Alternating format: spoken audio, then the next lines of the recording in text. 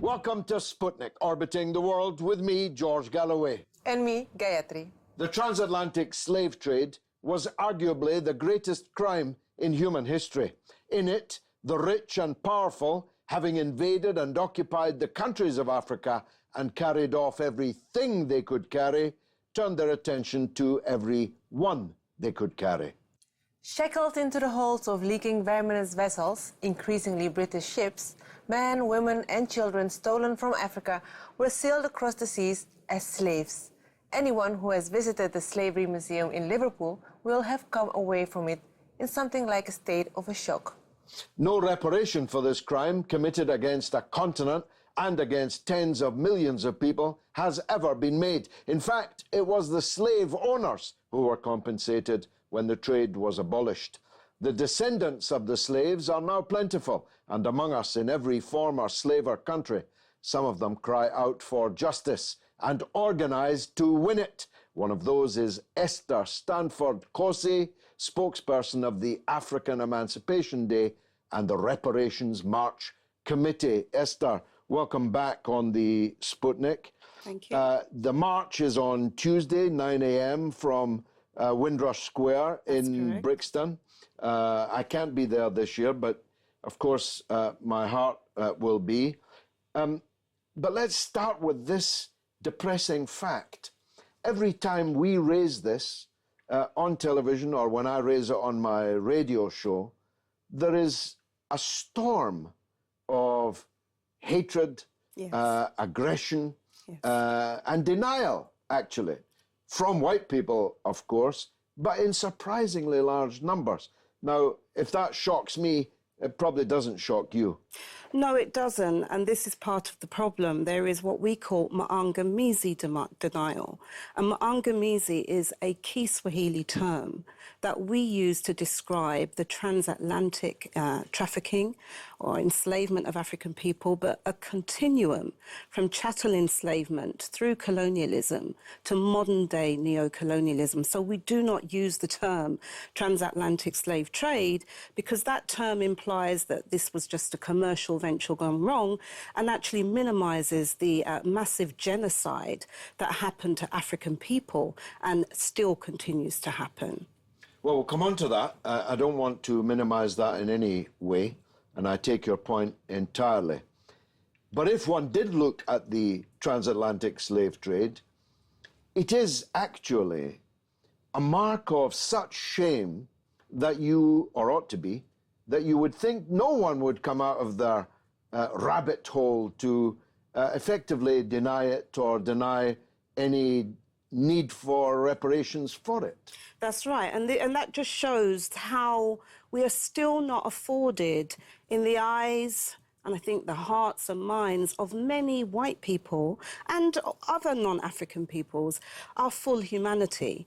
There still isn't recognition that we are human beings who are entitled to justice, who are entitled to redress, who are entitled to recognition of our cause. And that is what we're really seeking to change with this reparations movement. We are seeking to counter what we call the maangamizi denial, in the same way that Holocaust, Jewish Holocaust denial, is a crime in many countries. But yet maangamizi denial happens every day, and it happens even by some of those who are deemed to be the most enlightened in society. So this shows the kind of real insidious nature of the Afrophobic, what we call white supremacist racism that we still continue to face, even at the hands of liberals and so-called white leftists who should know better. Never was the word even more odious. Never was the word even more inappropriate. Yes. But that's another argument. What are the demands then of the committee and the march? Okay, so the march partners with the Stop the Ma'angamizi, We Charge Genocide Ecocide campaign. And what this campaign is seeking to do is to call for the establishment of the All-Party Parliamentary Commission of Inquiry for Truth and Reparatory Justice. This is a commission that is connected to an attempt to bring together many victims of crimes against humanity at the hands of European settler colonialism, genocides and various forms of dispossession into a true alternative, a true court, a world court, that we call the People's International Tribunal for Global Justice. So the two go together.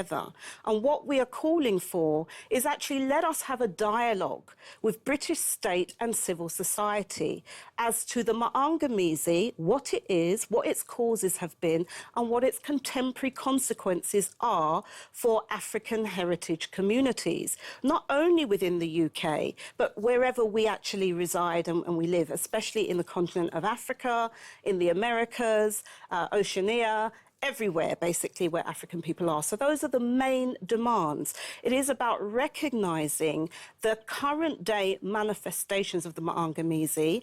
And what we do on the march is we hand in the Stop the Ma'angamizi petition to 10 Downing Street. And this petition actually details 12 manifestations of the Ma'angamizi that are displayed on this bright postcard here. And it includes things like deaths in police, prison and psychiatric custody, state menticide in terms of what's happening to our children, racist immigration patrols and policies, the dismemberment of African communities, an end to austerity measures that have been imposed upon our countries. I mean, there are so many. We're also, raising within the context of the Ma'angamizi Afrophobic racism, all this privatisation of our resources, land grabs and extractive industries that are denying us actually the wealth and resources of Africa. So recent reports conducted by Mark Curtis of War on Want and also the Jubilee Debt Campaign and many other organisations. There are in fact two reports. One talks about Britain's new colonialism and in terms of Britain's controlling, in fact not Britain, but 101 stock companies registered on the London Stock Exchange, controlling over $1 trillion worth of resources in Africa, including in terms of 5 main resources: gold, oil, platinum, diamonds, and so forth. And then the second report, Honest Accounts, really speaks about the fact that Africa and African countries are a net creditor to the rest of the world at the tune of a minimum, these are very conservative estimates, $41 billion a year. And this is according to statistics for 2015. So this notion that somehow Africans have been scroungers and, oh, we're getting all this aid is actually a myth. And this is research that has been conducted by European people, researchers, scholars who have detailed how that extraction, how that Ma'angamizi continues to happen. And therefore, what we're seeing is an increase in migration to Europe, people literally dying crossing the Mediterranean Sea because the conditions within which they live in their home countries, in their motherland of Africa, it's become so ungovernable and so difficult for people to live because basically all of our resources literally are being extracted, not for the benefit of African people, but for the benefit of these rich multinational corporations. And let's just be very honest here, the standards of living that many people in Europe want to protect comes at a price. And this is part of the price that many African people and other indigenous people are having to pay. Now, your case is that slavery may have stopped, but colonialism then took its place.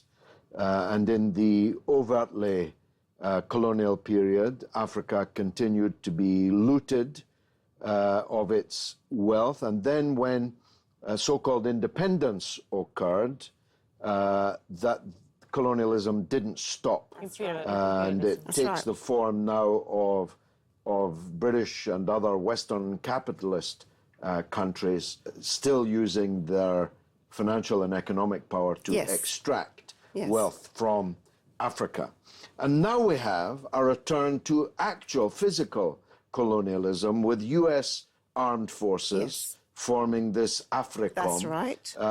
And effectively beginning a new European... Yes, a new scramble, a new frontier. A new scramble for Africa, yes. But it's not just the United States government. We also have to look at the complicity of European governments, and in particular the British state, which is why when we march on the 1st of August, we are charging the British state with acts of genocide and ecocide against African people, both on the continent of Africa, but also everywhere where African people live today, including in Europe and specifically the UK. Oh, I mentioned the Slavery Museum in Liverpool. You know, when we visited, you leave the museum speechless. Really, you don't know what to say, what to do. Is that how do you regard such an effort? Is that a step towards that recognition? It is an aspect of educating people about the history of African people prior to enslavement, but also the resistance that African people have engaged in to emancipate ourselves. And that's something very key, because I think in the psyche of many white people, we're still seen as these begging, pleading, helpless Africans. And actually, what the reparations movement is about is seeking to assert our dignity, our self-determination, and to restore our sovereignty, because basically we know what works best for us. Only we can repair ourselves, but we need to have the shackles removed. And literally, these shackles are not only economic, they're cultural, they're political, they're religious, in many ways. So reparations is very holistic.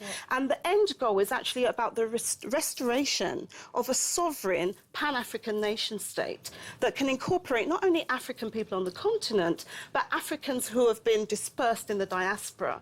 Because right now, there isn't a recognition that we have a right to belong to Africa, that we are African people, and therefore we have a right to also benefit from her resources as much as we must share in actually helping Africa to overcome the challenges that she faces. And that is why the repair is essentially about us regaining our power, regaining our ability to fix ourselves, but also we must have the redistribution of wealth and resources. We must have everything that we need in order to restore ourselves and to make ourselves whole again. The essential aspect of reparatory justice must result in the transformation of the group that are seeking to repair themselves. And what's consistently happening is that the dialogue doesn't even allow us to define for ourselves, in the mass media in particular, what we mean by reparations. So there's always this jump to, how much money do you want? We've already paid you enough. We don't start with money, because just throwing us some money in a neoliberal economic system that continues to take it out of our hands is not what we want. We're not so stupid. Actually, what it's going to entail is moving with many of the other global justice movements that are seeking transformation of the international economic order. And so what we expect, especially for those who see themselves as allies, is to amplify the voices of the movement of resistance. Well, we've amplified your voice today, and a very powerful one it is too. It's going to be a long march, but it starts with the first step, and this year's first step is 9 a.m. on Tuesday in Windrush Square in Brixton. Esther, thanks very much for joining us on the Sputnik. Thank you. Coming up, what on earth is happening in Venezuela? Find out next.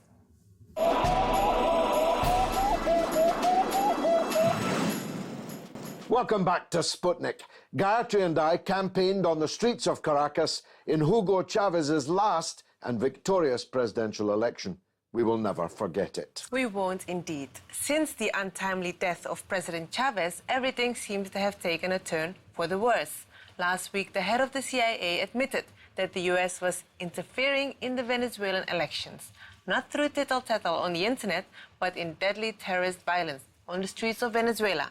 The CIA's new and surprising allies in the liberal media are equally surprisingly silent. But we will never be silent. Joining us now is Teresa Teran, director of Venezuela Media Watch. Teresa, welcome to the show. In one way, you don't have much to watch because there isn't much media coverage of Venezuela in Britain. However, on the other hand, what there is shockingly biased, even for people that are used to media bias. Tell us how it looks to you from your vantage point. Well, exactly. That's why there is a Venezuela Media Watch, because we need to watch what the mainstream media is doing, which is a slaughter against the Venezuelan nation by diminishing it in every way they can. They just repeat the script that the opposition is playing, probably given by themselves. Because it's circular, actually. Yeah, it's yes. A circular action. It's basically they are staging the downfall of Venezuela in the media and portraying it to the world, while in Venezuela there is a totally different reality. Yeah. There is people happily going to vote, celebrating, being very politically aware and being very anxious of putting the legacy of Chavez in practice. None of this is being said by the mainstream media. There was quite a famous now altercation that I had at the Oxford Union. Gayatri and I had just literally touched down from Venezuela after Chavez's last election. And a young man told the audience from the audience, who stood up and told everyone that in the election, the opposition leader Capriles had been entirely kept off television. Yeah. When in fact, we had never stopped looking at Capriles on television. Until we turned it off. We had to turn it off. It was wall-to-wall Capriles on the television. 19 commercial television stations endlessly churning out opposition propaganda. And in that exchange with that young man, I realized how almost Orwellian the reversal of truth can be. And there's nowhere better illustrates that than the coverage of Venezuela. Tell us, what are the main issues in the election this weekend? The opposition is threatening to once and for all finish the revolutionary process, and so they've been calling for an invasion by the U.S. very openly in everywhere.